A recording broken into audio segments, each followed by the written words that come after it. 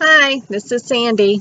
It's August 27th, and this is week 3. I've had a great week this past week, and I wanted to share the great news with you.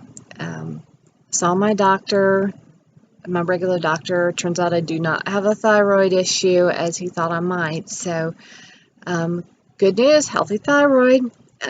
And more good news is the dermatologist that I told you about last week had a cancellation, so I was able to get in to see her this week. And that was the best thing that I've done for my hair. Totally want to encourage you, if you are struggling with hair loss, to get in and see a dermatologist. And if that dermatologist is a woman, that's even better. I can't even express to you how much comfort I got talking to my dermatologist about my hair loss and what she was able to do for me.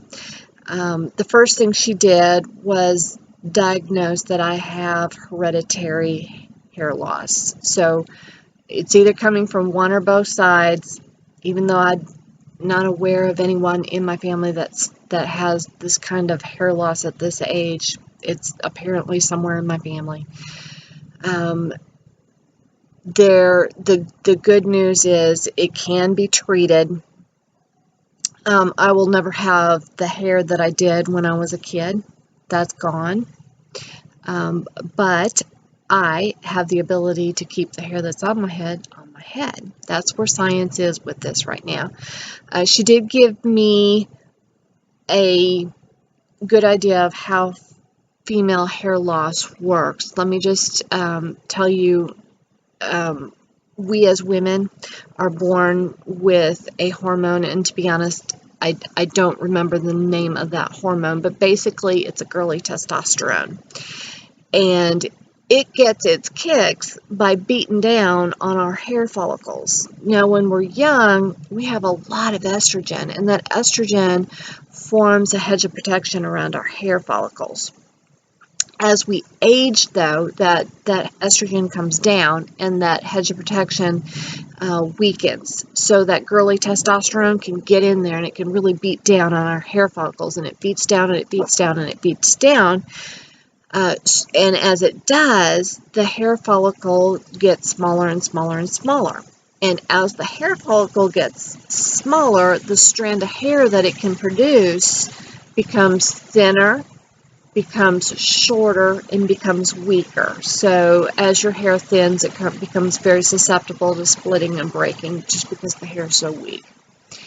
The good news is, though, that even at the end of the cycle, that hair follicle is still there. It is so miniaturized that you can't see it with the naked eye, but it's still there, and it's still producing a really, really fine, short strand of hair.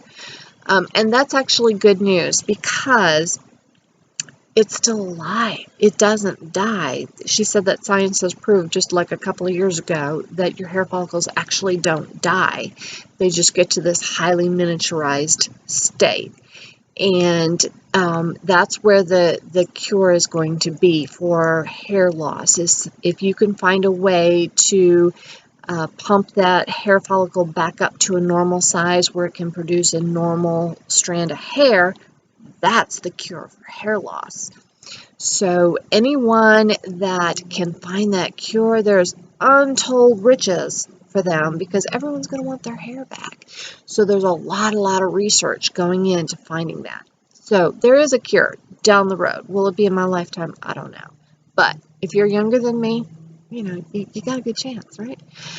Anyway, what does exist today is the ability to keep the hair that you have on your head in the state that you know it. Okay, so the earlier you can get treatment, the better off you are, because you have more hair that you can keep on your head.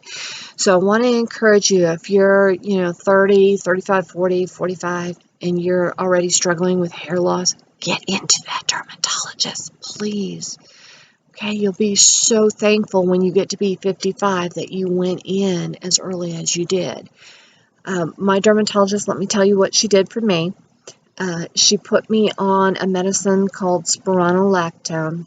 It's a mild diuretic. Even really old, fragile health people can take this diuretic. So she said you'd be able to take it all your life. And I know it sounds funny to prescribe a diuretic for hair loss, but the diuretic part is just kind of a nice benefit to this medicine. You're actually using it for the side benefit. That's where it's used for hair loss, is in the side benefit. For hair loss, what it does in women is it provides that protection around your hair follicles, so the girly testosterone can't get in there and beat up on it.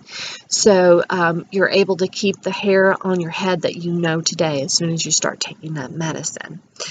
The second thing she had me do is take Biotin, 3,000 to 5,000 mcgs. And what Biotin does is it strengthens the individual strands of your hair, so they're more resistant to the breaking and splitting. So you have intact strands of hair, which helps it to look thicker.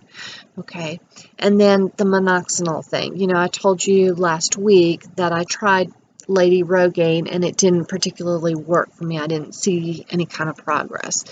Well, the way Rogaine works is it actually creates a thickness in your individual strands of hair. So it doesn't actually grow more hair for you. It just makes the strands that you have a little bit thicker by some percentage. It might be 10, 20, 30%, whatever it is. It's making your individual strands just a little bit thicker. So maybe some strands that are so thin you don't really see them so well. Now they become thick enough where you can see them a little bit more. And that's where Rogaine works.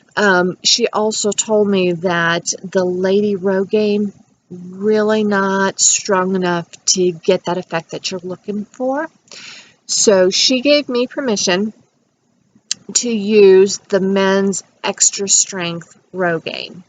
Now, she did tell me on the box, you're going to see it'll say not for use by women, or do not use if you're a woman, but I have her permission to ignore that on the box and use it anyway. So I've just started putting that on the crown of my head at night.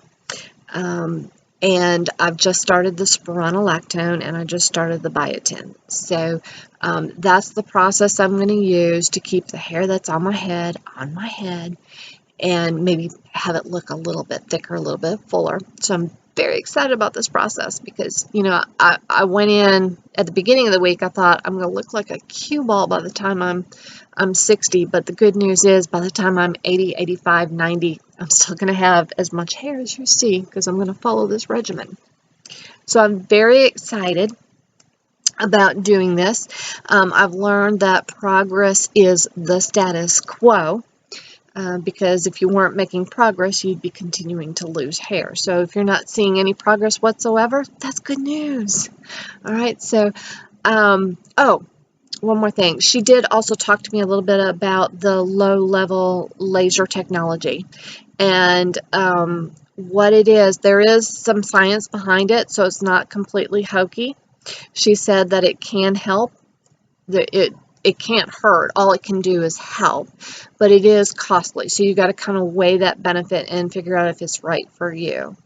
Well, I thinking that that's something that we'll address down the road. Maybe at some point it will be worth the price that it is, and there will be enough benefit in there for me. But for right now, I'm thinking that the spironolactone, the Biotin, and the minoxidil are going to be enough. So I just wanted to communicate all this information to you to give you encouragement that all is not lost, especially your hair. Get in to see a dermatologist. It really is a simple appointment. I was in and out of there, I think, in about a half hour, 45 minutes. So it's not a time-consuming process. And if you're concerned about the Rogaine, it's a foaming mousse. you put it in on the scalp of your hair, it goes in really quick, and you just forget about it. So, and she even told me if you put it in at night and you don't like the way your hair looks in the morning, rinse it out. So, it's real simple to do. Don't be afraid of it. Don't be afraid of going into that dermatologist, and don't get hung up on the fact that women don't lose their hair. Just get in, get treatment, okay? I really want to encourage you, get in, get that treatment. Okay, so talked enough for this video. Until next time, thanks for watching.